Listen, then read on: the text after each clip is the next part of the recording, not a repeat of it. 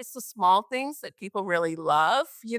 So it's just those little things added in to just make life that much better. I think as a whole, for the travel industry, it's like, how are we going to navigate people? Because guess what? Travel isn't going anywhere. It's like $1 trillion industry and it's just growing.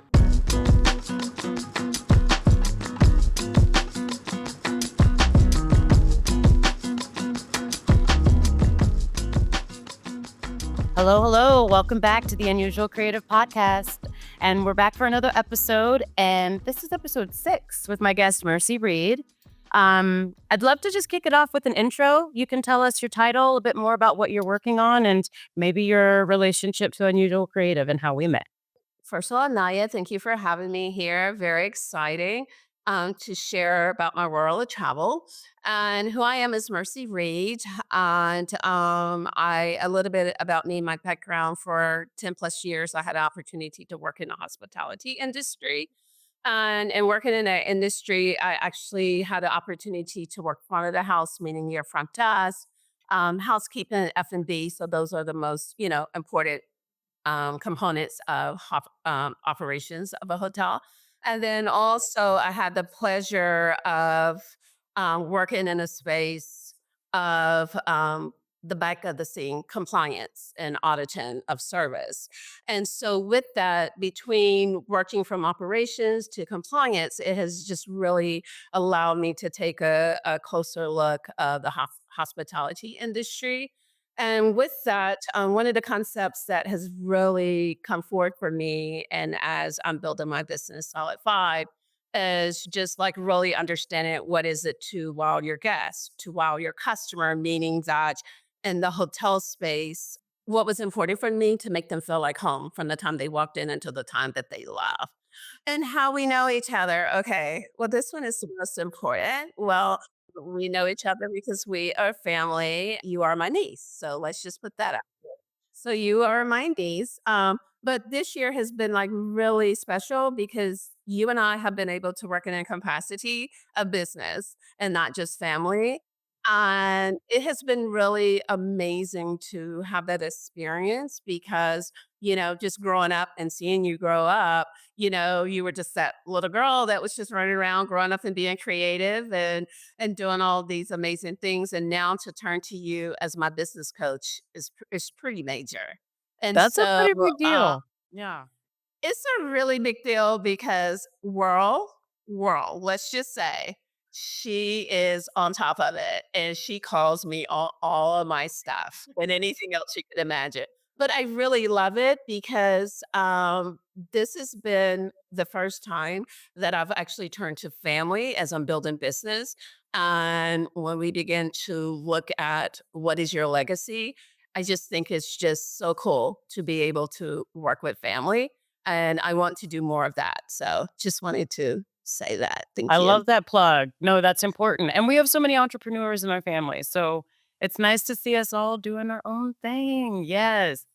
Um, so as Solid Five grows as a brand, I'm curious to know a bit more about travel ease. I know that's a terminology that I've seen in and around your website and social media.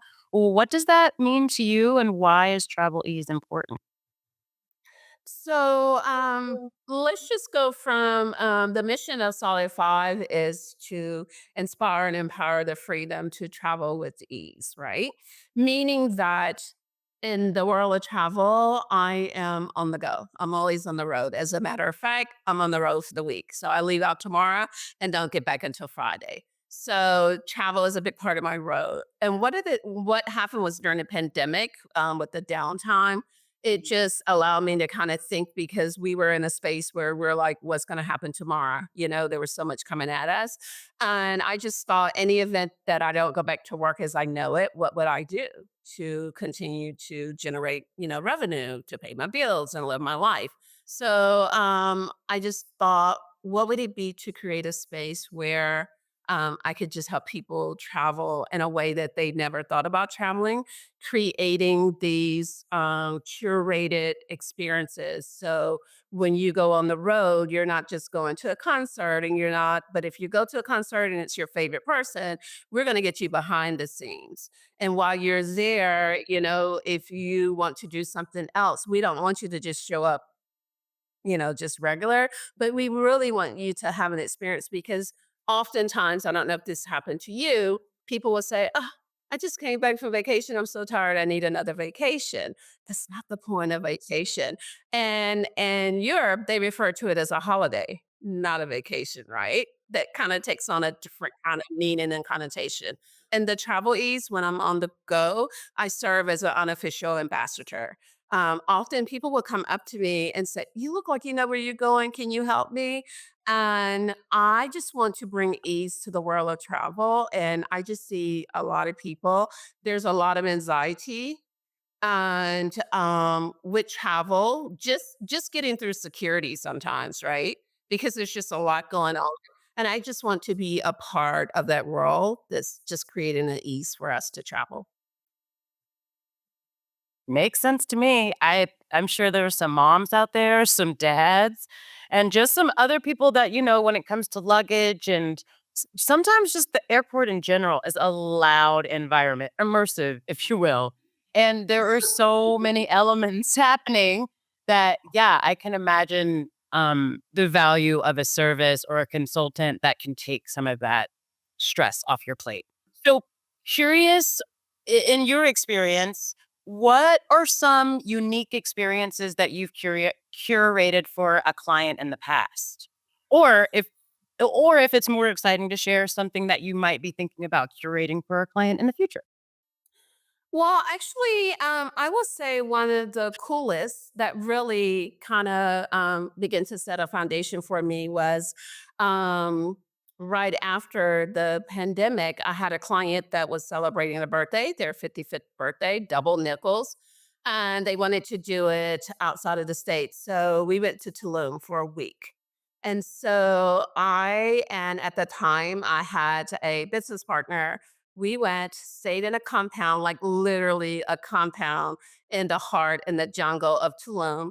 And I created all kind of experiences for them on site, meaning that I worked with the house manager. We brought in a chef. And when I say a chef, like from breakfast to dinner, fresh food. And he did not come in with grocery bags. He came in with fresh vegetables. He was soaking the cashews to make all these sauces. It was like real life, like just amazing. And then also while we were there, I was able to bring in masseuse because we had like this upstairs open air place to hang out. And then we had a couple of parties because there were three big events.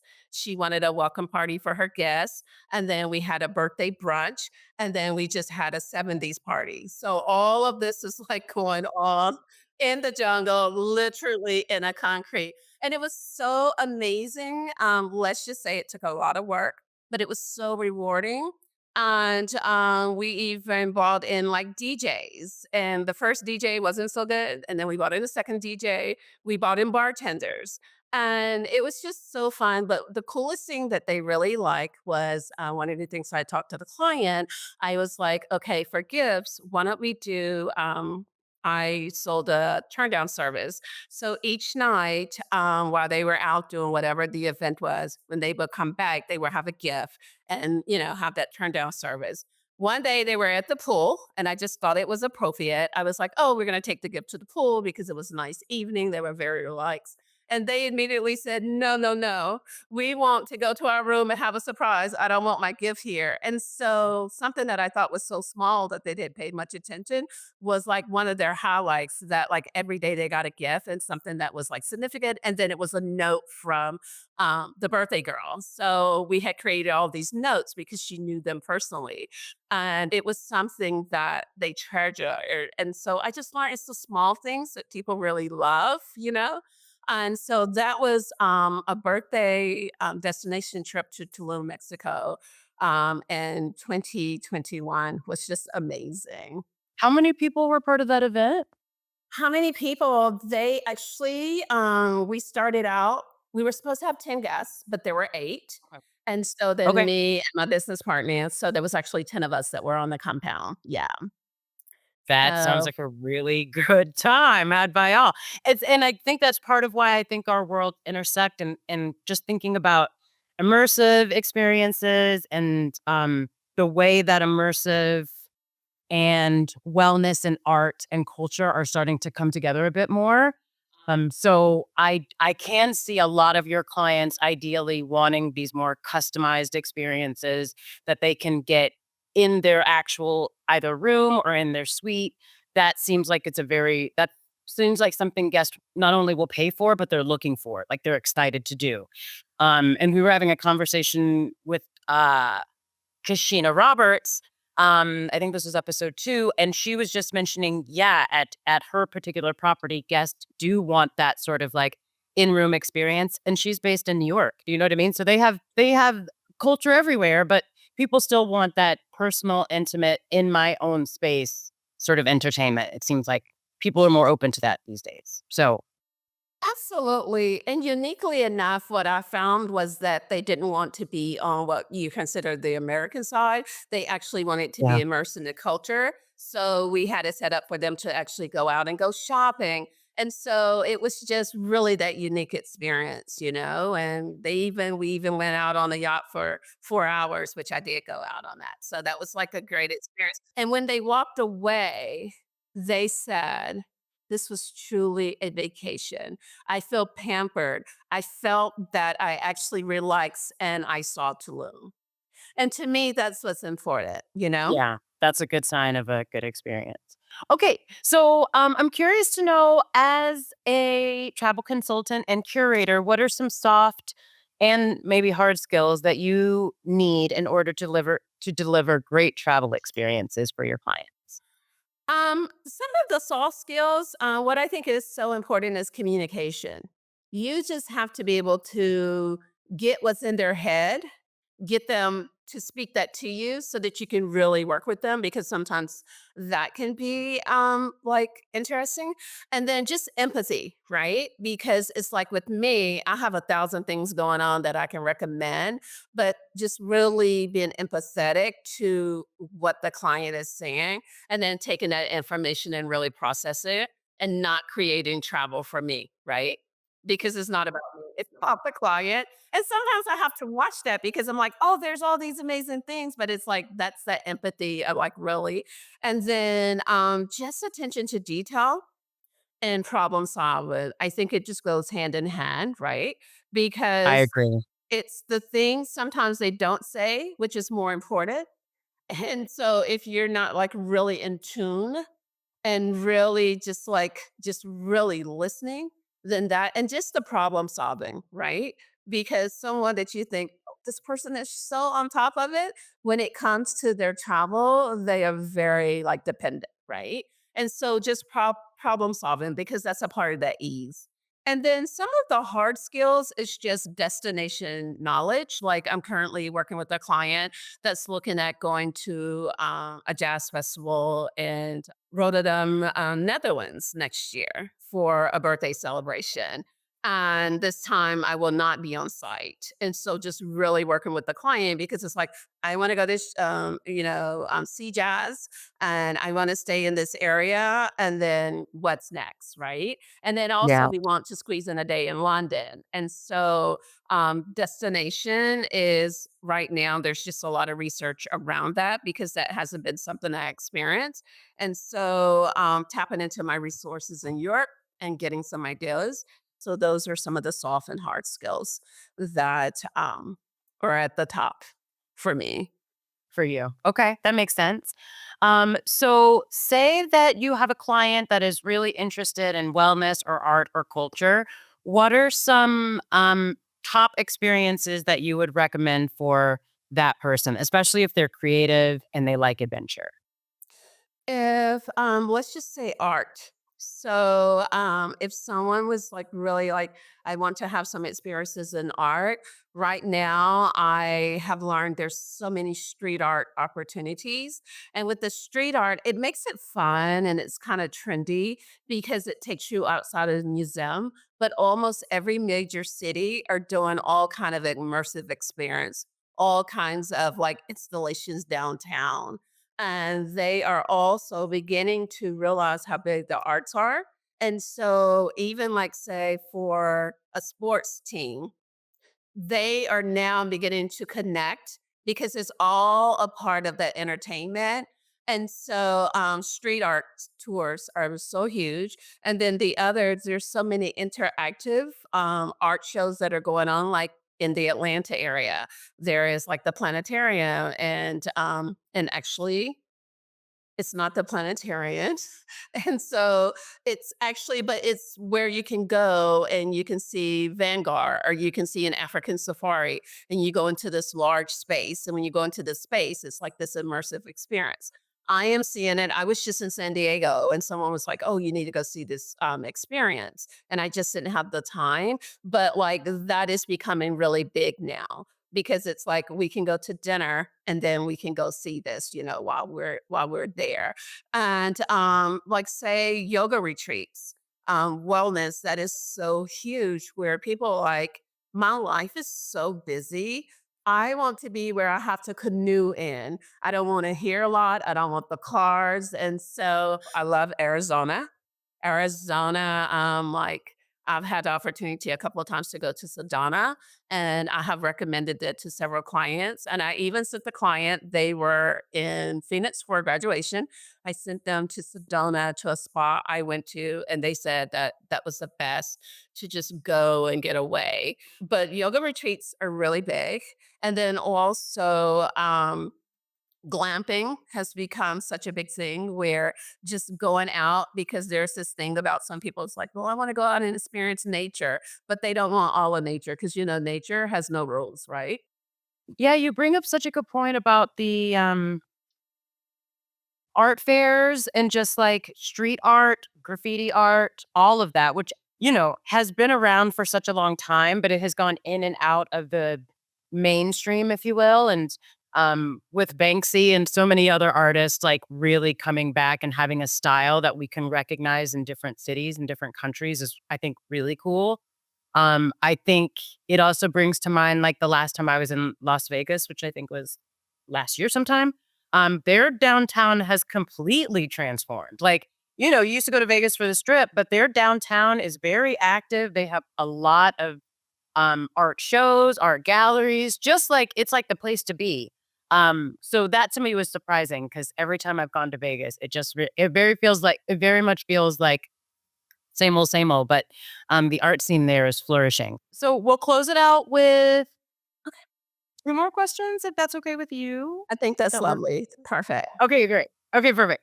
I'm curious if you have any tips on how to onboard or sort of ease a client into trying something they've never tried before. I look at it as a crescendo. You start soft and you introduce them to like different concepts, and then you continue because there's that level of trust and they have to trust you. You can't just start out the back and say, we're going to do all this, get a yacht, fly you in, be on a private. Well, it's a Bungee jump, skydiving. Right. skydiving. We're gonna do this. We're gonna eat on the mountaintop with you over land. It's like, no, you got to give people bits and pieces. Whoa. Yeah. And then the other for me is it has pushed me to do more experiences because I have to be able to share with you. I cannot tell you to go out and do all these things and I'm not doing it, right? And so that's a way that like I begin to introduce. And once they get trust and they like something, they want a little more, right? And so it's like, I want a little more. What can we do different, right? And so that has been something that has really worked because, I used to just put so much out there. They were like, no, no, and no. So I've learned you just give little bits and pieces. There's a whole world to see. We don't have to see it all in a day, right? That's a good point. And over the next 10, Mm. 15, 20 years, what are some luxury travel trends that you see on the horizon? or maybe that you're excited about?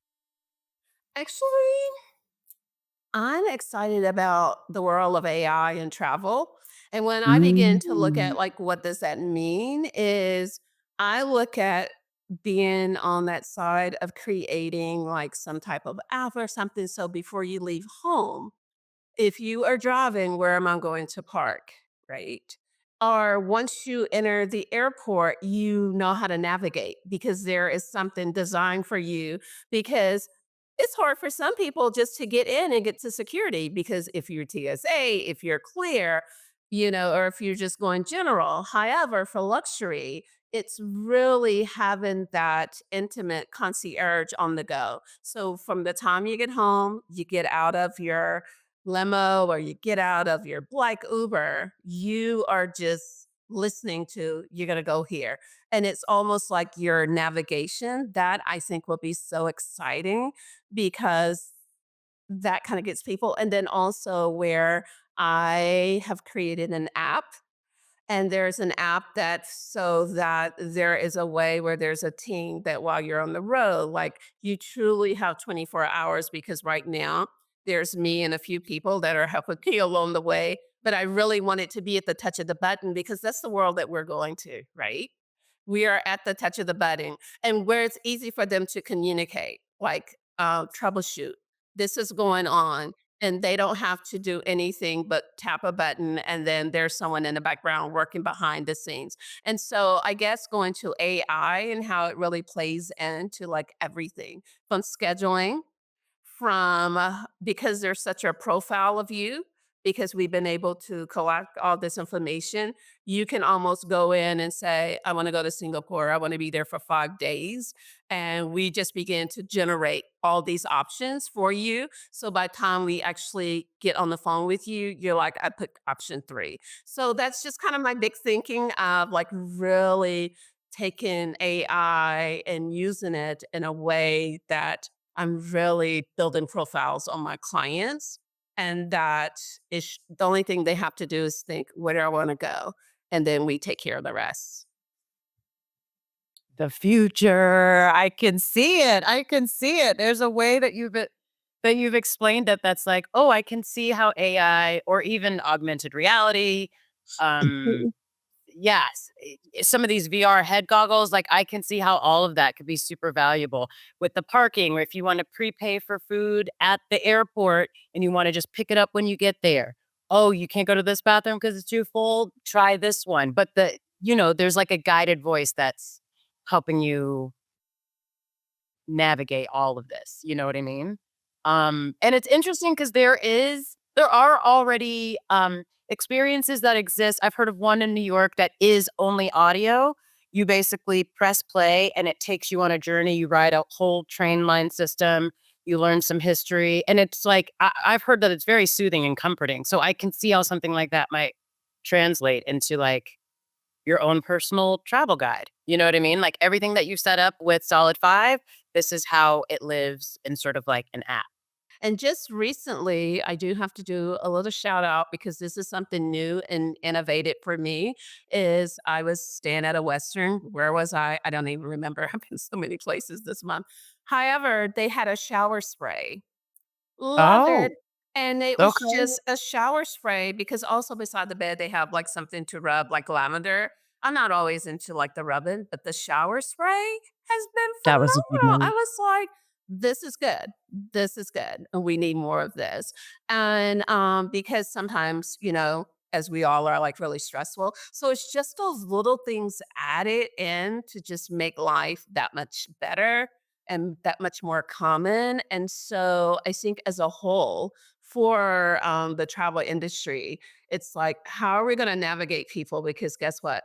Travel isn't going anywhere. It's like $1 trillion industry and it's just growing, right? Because we are Yeah, living a global life, right? you're right about that. Well, thank you, Mercy, so much for being a part of the podcast and just sharing your insights. It was great to learn from you. We'll be back, audience, for our next episode soon. Take care.